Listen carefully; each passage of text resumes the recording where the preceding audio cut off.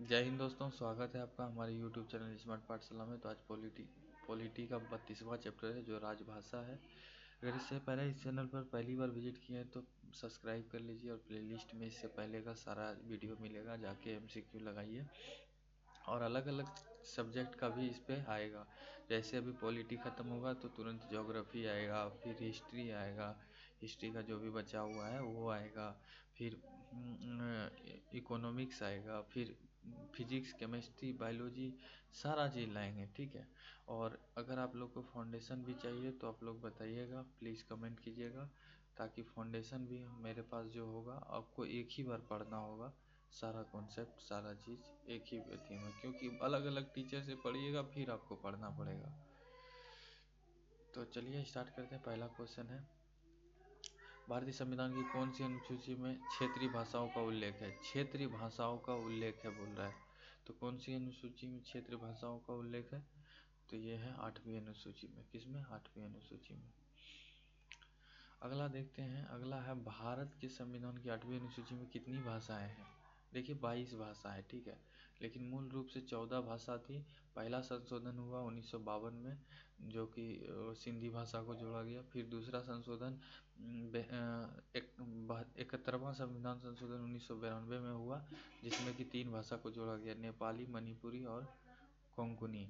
उसके बाद फिर 92वां संविधान संशोधन हुआ 2003 में, जिसमें 4 भाषा को जोड़ा गया।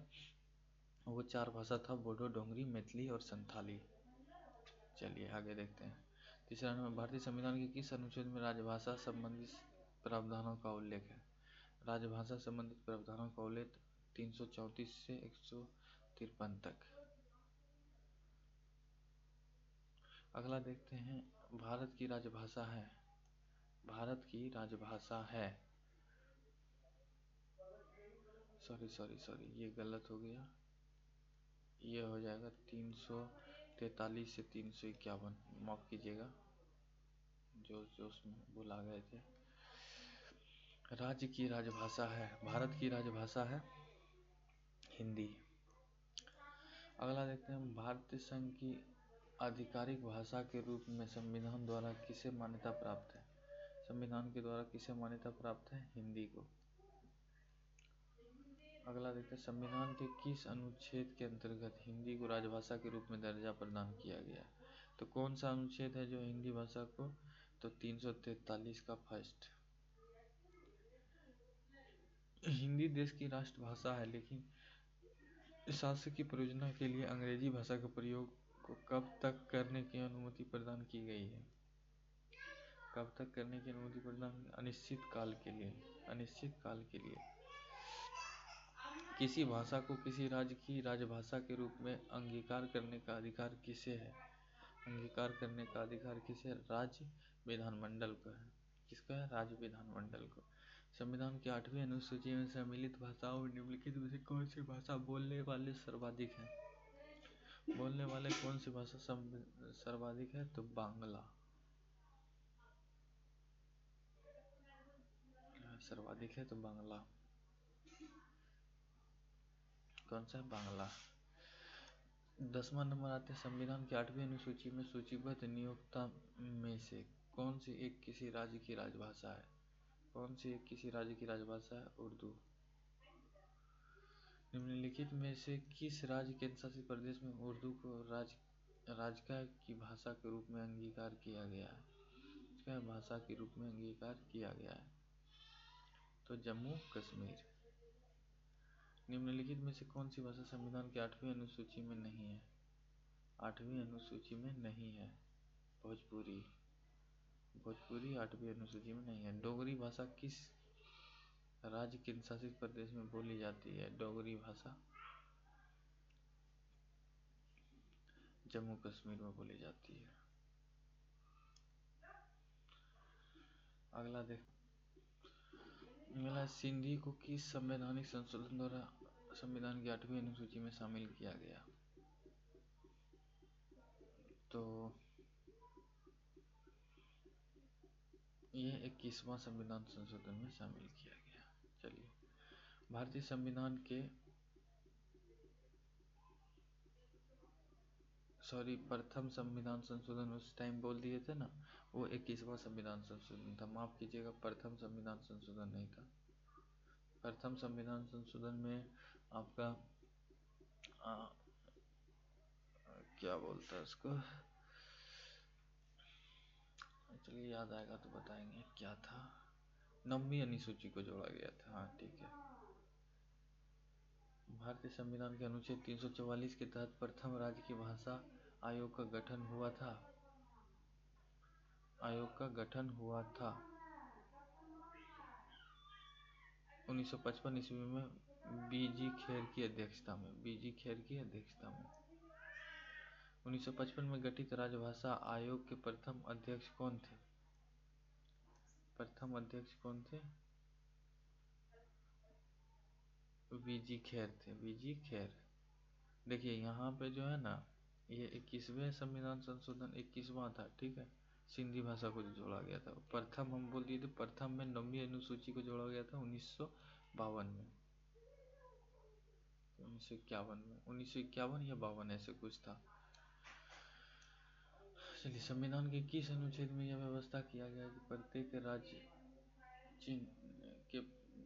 राज्य शिक्षा के प्राथमिक स्तर पर मातृभाषा में शिक्षा की प्राप्ति सुविधाओं को उपलब्ध करने का प्रयास करेगा? तो अनुच्छेद 350 का ए, अनुच्छेद 350 का ए। भारतीय राज्य नागालैंड की आधिकारिक भाषा क्या है? भारतीय नागालैंड की आधिकारिक भाषा क्या है? अंग्रेजी है। क्या है? अंग्रेजी है। किस संवैधानिक संशोधन के द्वारा संविधान भारतीय संविधान की 8वीं अनुसूची में बोडो, डोगरी, संथाली और मैथिली भाषाओं का समावेशन किया गया है?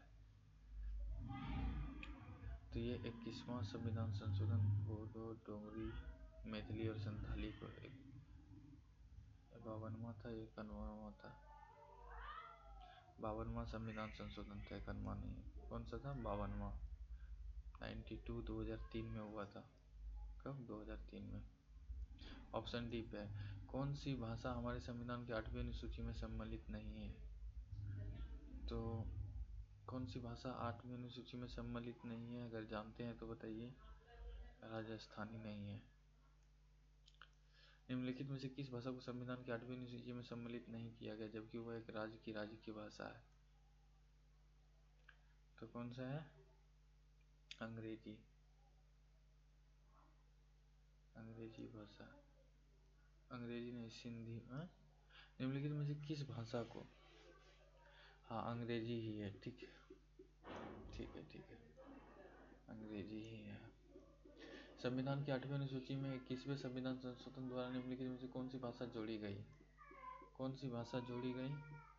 तो ये सिंधी को जोड़ी गई। भारत के किस राज्य केंद्रशासित प्रदेश में उर्दू को प्रथम राजभाषा का दर्जा प्रदान किया गया है? उर्दू को, तो जम्मू कश्मीर में।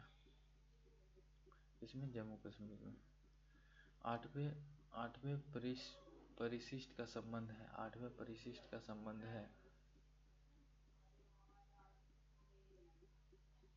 भाषा से। भारतीय संविधान में कितनी भाषाएं क्षेत्रीय भाषाओं के रूप में मान्यता प्राप्त है? क्षेत्रीय भाषाओं के रूप में मान्यता प्राप्त है 22।